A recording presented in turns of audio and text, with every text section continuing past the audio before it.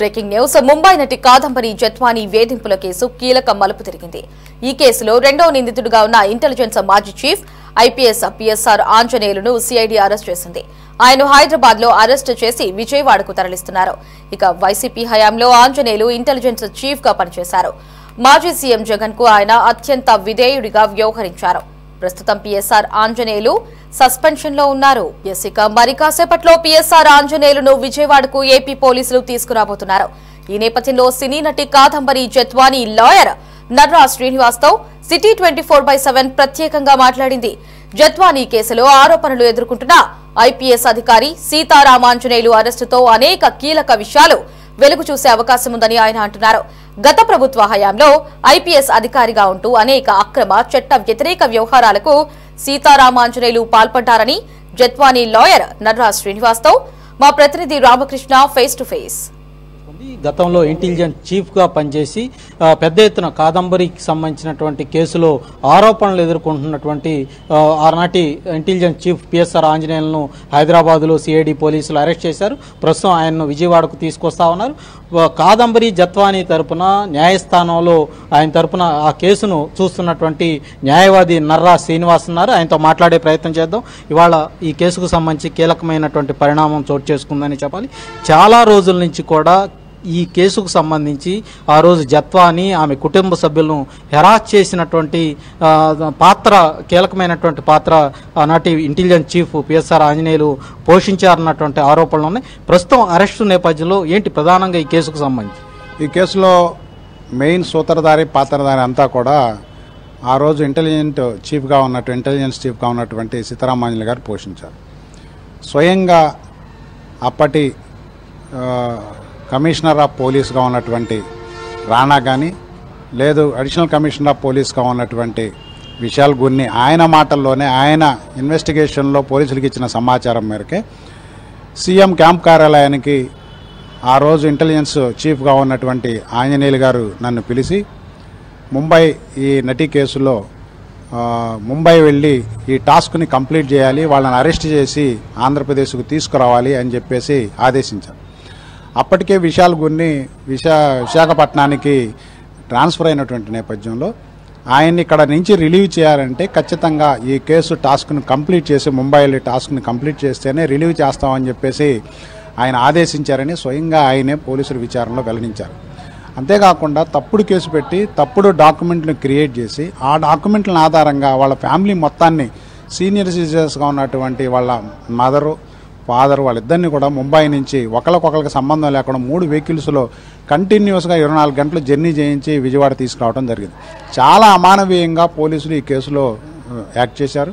అంతేకాకుండా 3 ఐపీఎస్ ఆఫీసర్లు వాళ్ళ యొక్క సర్వీస్ నిబంధనలను అతిక్రమించి ఎటువంటి బాధితురాలు ఈ విధంగా తప్పుడు కేసులు పెట్టి తీసుకురావడం అనేటువంటిది ఘోరమైన అన్యాయం అని తెలిసినప్పటికీ కూడా వాళ్ళు ఇట్లాంటి తప్పుడు పని చేయడం వల్ల ఈ విధమైనటువంటి ఆరోపణల నేపథ్యంలో ఈరోజు సీతారామాంజనేయులను అరెస్ట్ చేయడం సుపరిణామం.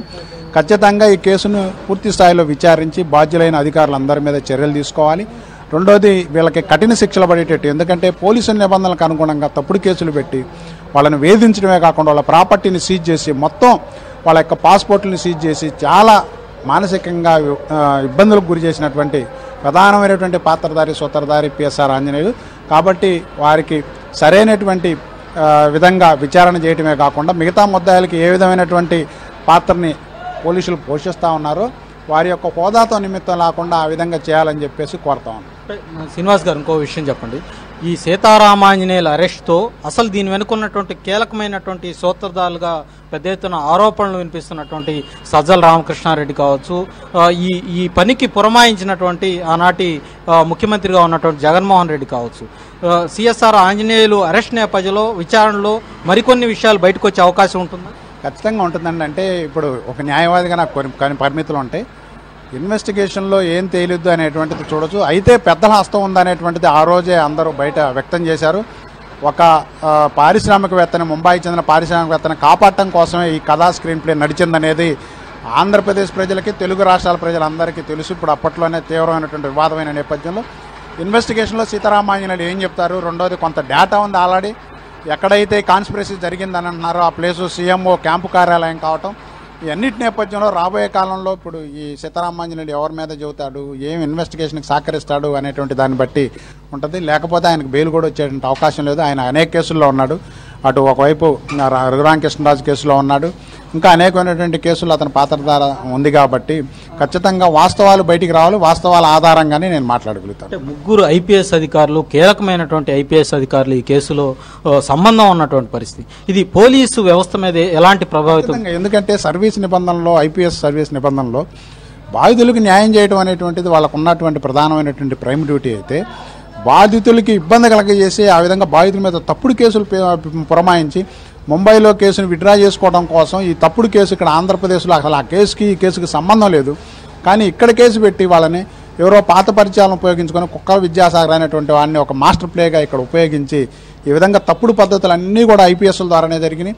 రెండోది, కేసు కనీసం రిజిస్టర్ కాకముందే వీళ్ళు ఫ్లైట్ టికెట్లు బుక్ చేసుకొని ముంబై వెళ్ళారని అంటేనే ఈ కేసులో ఉన్నటువంటి అంతరార్థం ఏందనేది మన అందరికీ అర్థమవుతుంది. కాబట్టి ముందు విచారణలో అన్ని విషయాలు బయటకు వస్తాయి. ఖచ్చితంగా బాధితులకు న్యాయం జరగాలి, ముద్దాయిలకు కఠిన శిక్షలు పడాలి. ఈ కేసుకు సంబంధించి కూటమి ప్రభుత్వం అధికారంలోకి వచ్చిన తర్వాత జత్వాని ఫిర్యాదు చేసిన వెంటనే ప్రభుత్వం దీని మీద దర్యాప్తుకు ఆదేశించింది. ఇప్పటి వరకు ప్రభుత్వం ఏ విధంగా ఈ కేసుకు సంబంధించి దాన్ని బయటకు తీసుకురావడంలో ఎలా స్పందించిందంటే, ఇక్కడ రెండు అంశాలండి. ఇప్పుడు ఈమె పెట్టినటువంటి కేసులో ఈ ఐపీఎస్లు అందరూ ముద్దాయిలుగా ఉన్నారు. వారి మీద సరైనటువంటి చర్యలు తీసుకోవాలి. కొంతమంది ఇప్పటికే యాంటిసిపేటరీ బెయిల్ తోటి ముందస్తు బెయిల్లో ఉన్నారు. వాళ్ళ యొక్క బెయిల్ను కూడా రద్దు చేయించాలి రాష్ట్ర ప్రభుత్వం, ఒకటి. రెండోది, వీళ్ళ మీద గతంలో విద్యాసాగర్ ఇచ్చినటువంటి ఫిర్యాదుతోటి తప్పుడు కేసు పెట్టారు. ఆ కేసును సత్వరం క్లోజ్ చేయించాలి. అందుకని బాధితురాలు పదే ప్రశ్నిస్తూ ఉంది, కేవలం నన్ను రాజకీయ ప్రయోజనాల కోసమే ఉపయోగించుకోవద్దు, నాకు న్యాయం జరిగే విధంగా నా మైన ఉన్నటువంటి కేసుని మా సీనియర్ సిటిజన్స్, మా తల్లిదండ్రులు, మా బ్రదర్ ఎక్కడో ఫారెన్లో ఉంటాడు, కాబట్టి వాళ్ళందరికీ సంబంధించినటువంటి కేసును సత్వరం క్లోజ్ చేయాలని కోరుతా ఉన్నారు. ఆ కుటుంబం పరిస్థితి ఏంటి ప్రస్తుతం? ఆ కుటుంబ పరిస్థితి యాక్చువల్గా న్యాయ పోరాటం చేయబట్టే వాళ్ళు బాధితులకు కొద్దిగా న్యాయం జరిగింది. మా బట్టి న్యాయవాదులు వాళ్ళకి అండగా నిలబడ్డారు. మా టీం మొత్తం, న్యాయవాదుల టీం మొత్తం 10 మంది ఆమెకు సపోర్ట్ చేయడం జరిగింది. వాళ్ళు మా దగ్గరకు వచ్చినటువంటి పరిస్థితుల్లో వాళ్ళ ప్రాపర్టీస్ అన్నీ సీజ్ చేసి, వాళ్ళకు ఉన్నటువంటి బ్యాంక్ అకౌంట్లు మొత్తాన్ని సీజ్ చేసి ఫ్రీజ్ చేసినటువంటి పరిస్థితి. వాళ్ళకి పబ్లిక్తో యాక్సెస్ లేకుండా వాళ్ళ ఫోన్లు మొత్తం సీజ్ చేశారు. ఇప్పటికీ ఆ ఫోన్లు పోలీసుల ఆధీనంలో ఉన్నాయి. కాబట్టి ఇమీడియట్గా వాళ్ళ ఫోన్లను వాళ్ళకి ఇవ్వడంతో పాటుగా వాళ్ళ ప్రాపర్టీ, ఇప్పటికే సీజ్ చేసినటువంటి ప్రాపర్టీని గతంలో ఉన్నటువంటి పోలీస్ కమిషనర్ చర్యలు తీసుకొని రాజశేఖర్ బాబు గారు వాటిని సీజ్ నుంచి డీఫ్రీజ్ చేయడం జరిగింది. ఇంకా మిగతా ఈ పాస్పోర్టుకు సంబంధించి కూడా కొన్ని నిబంధనలు ఉన్నాయి. అదేవిధంగా వాళ్ళు కోర్టు పర్మిషన్ లేకుండా విదేశాలకు వెళ్ళకూడదని ఇలాంటి కండిషన్స్ ఉన్నాయి. కాబట్టి ఆ కేసు క్లోజ్ చేస్తే ఖచ్చితంగా వాళ్ళందరికీ బాధితులకి ఒక రిలీఫ్ అనేటువంటిది వస్తుంది. ఈ కేసు సక్రమంగా విచారణ పూర్తి చేసి ఛార్జ్షీట్ దాఖలు చేసి బాధ్యులైన అధికారుల మీద చర్యలు తీసుకోవాలి. సీతారామాంజనేయుల అరెస్ట్ తర్వాత ఈ విచారణ సందర్భంగా మరికొంతమంది పేర్లు బయటకు వచ్చే అవకాశం ఖచ్చితంగా అలాంటి అవకాశం ఉంది. ఎందుకంటే మనమే చూస్తాం. అయితే మనం ముందే ప్రిడిక్ట్ చేసే బదులు ఖచ్చితంగా పోలీసులు పాత్ర నిర్వర్తించాలి. కాబట్టి ఎవరెవరు వాళ్ళకి ఈ విధంగా సహజంగా పోలీస్ ఆఫీసర్లు, 3 ఐపీఎస్ ఆఫీసర్లు ఈ విధంగా చేశారని అంటే ఉట్టిగా ఆషామాషిగా ప్రభుత్వానికి తెలియకుండా జరగదు. కాబట్టి ఎవరు పాత్రదారులు, ఎవరు సూత్రధారులు అనేది కూడా ఇప్పుడు సీతారామాంజనేయులు తన విచారణలో తెలపాలి. గతంలో చేసినటువంటి విచారణలో కూడా కొంత ప్రోగ్రెస్ ఉంది. కాబట్టి ఈరోజు ఇతను అరెస్టు నేపథ్యంలో ఖచ్చితంగా మిగతా విషయాలు బయటకు వస్తాయని భావిస్తాం. ఆ రోజు ఇంటెలిజెన్స్ చీఫ్గా ఉన్నటువంటి సీతారామాంజనేయులు ఈ కేసు వ్యవహారంలోనే కాదు, చాలామంది ఫోన్ ట్రాప్ చేయడంతో పాటు ఇతరత్ర అనేక కేసుల వ్యవహారంలో కూడా ఆయన కీలక పాత్ర పోషించినట్లు చెప్తా ఉన్న ఆరోపణలు కూడా ఉన్నాయి. చంద్రబాబు అరెస్ట్ విషయంలో కూడా ఈయన పాత్ర ఫ్యాబ్రికేటెడ్ డాక్యుమెంట్లు సృష్టించి ఇదంతా కూడా నడిపారన్నట్టు ఆరోపణలు. ఏంటి అసలు ఇంటెలిజెన్స్ చీఫ్గా ఉంటూ ఇలాంటి చట్ట వ్యతిరేక వ్యవహారాలలో ఆయన కీలకంగా వ్యవహరించడం ఎంతవరకు? గుంటూరు జిల్లా ఎస్పీగా ఉన్నప్పుడు దగ్గర నుంచి అతను చేసినటువంటి అరాచకాలు అన్నీ ఇన్ని కావు. ఆర్థిక అరాచకాలతో పాటుగా ప్రైవేట్ సెటిల్మెంట్లు, అదేవిధంగా డార్మిటరీ ట్రీట్మెంట్లు ఆయన మీద అప్పటికే మేము ప్రైవేట్ కేసు దాఖలు చేసాం. గతంలో ఇంకా ఆయన పైకి ఎదిగే కొద్దీ, డీజీగా వెళ్ళే కొద్దీ అనేకమైనటువంటి దుర్మార్గాలు చేశారు. మహిళల పట్ల అనేకమైనటువంటి అసభ్యకరమైనటువంటి పనులు చేశారు. అన్నీ మీడియా ముఖంగా మనందరికి వచ్చినాయి. కాబట్టి నేను పెద్ద పత్తిత్తునని చెప్పేసి ఆయన దేశం మొత్తం, ప్రపంచం మొత్తం ఏదో నేను చేస్తున్నానని ఛాలెంజ్గా ఉన్నారన్నట్టు. కానీ ఆయన యొక్క మొత్తం హిస్టరీ చూస్తే, చరిత్ర చూస్తే పాపాల పుట్ట ఎప్పుడొకప్పుడు బయటపడుతుంది అన్నట్టుగా ఈరోజు బయటపెడతా ఉంది. ఖచ్చితంగా ఆయన ఒక కేసులో కాదు, బహుశా 4-5 కేసుల్లో, బహుశా నేను అనుకోవటం 5-6 నెలల వరకు ఆయన బయటకు వచ్చేటువంటి అవకాశం లేదు. ఈ పాపాలన్నీ బయటకు పడతా ఉన్నాయి, ఒక్కొక్కటిగా వెలుగులోకి వస్తూ ఉన్నాయి. అధికారాన్ని అడ్డం పెట్టుకొని అప్పుడు ఉన్నటువంటి అధికారుల యొక్క అధికారంలో ఉన్నటువంటి వాళ్ళ యొక్క కనుసన్నల్లో తప్పుడు పనులు చేస్తే ఏమవుద్ది అనేటువంటిది చట్టం నిరూపిస్తుంది. కొద్ది రోజుల్లో మీడియా కథనాలు కూడా వెల్లడించడం జరిగింది.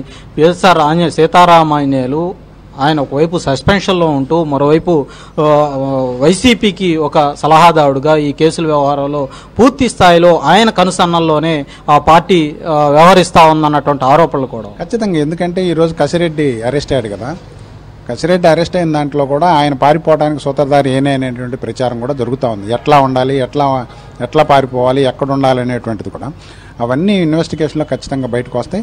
ఎందుకంటే అనేకమైనటువంటి కేసుల్లో ఇతను ముద్దాయిగా పెట్టాల్సిన అవసరం ఉంది. ఎందుకంటే తప్పుడు డాక్యుమెంట్లు క్రియేట్ చేయటం, ఈ విధంగా తప్పుడు కేసులు పెట్టించేసి ప్రతిపక్షాలను అణిచివేయటం, ప్రజాస్వామ్య ప్రక్రియల్లో ప్రతిపక్షాలకు ఉన్నటువంటి అధికారాలను మొత్తాన్ని దుర్వినియోగం చేసేసి వాటన్నిటి మీద ఈయన అధికారం పెత్తనం చలాయించి ఒక ప్యారలర్ వ్యవస్థగా ఇతను నడిపినటువంటి తీరు చాలా జుగుత్సాకరం. కాబట్టి ఎప్పుడొకప్పుడు ఏదో ఒక రోజు ఆ విషయాలన్నీ బయటకు వస్తాయి. కాబట్టి ఈ రోజు అది సమయం సందర్భం, ఖచ్చితంగా దాని మీద చర్యలు ఉంటాయి. ఈ జత్వానీ కేసు ఒక రకంగా పోలీసు వ్యవస్థకు మాయన మచ్చ అనుకో. ఖచ్చితంగా ఇది దేశవ్యాప్తంగా 3 IPS అధికారులు ఒకే కేసులో సస్పెండ్కు గురి కావడం అనేటువంటి దేశ చరిత్రలోనే చాలా అరుదైన అంశం.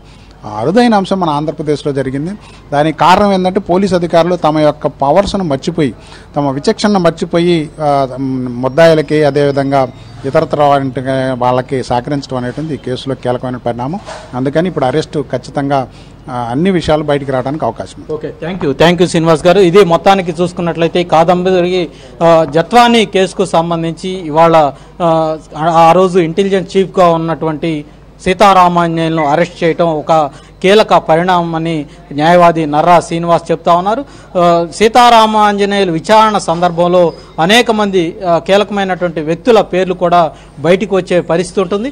ఒక రకంగా గత 5 ఏళ్ల కాలంలో జగన్మోహన్ రెడ్డి ప్రభుత్వ హయాంలో ప్రభుత్వానికి ప్యారలల్గా ఒక ప్రత్యేక వ్యవస్థను ఆనాటి ఇంటెలిజెన్స్ చీఫ్గా ఉన్నటువంటి సీతారామాంజనేయులు నడిపారన్నటువంటి ఆరోపణలు పెద్ద ఎత్తున ఉన్నాయి.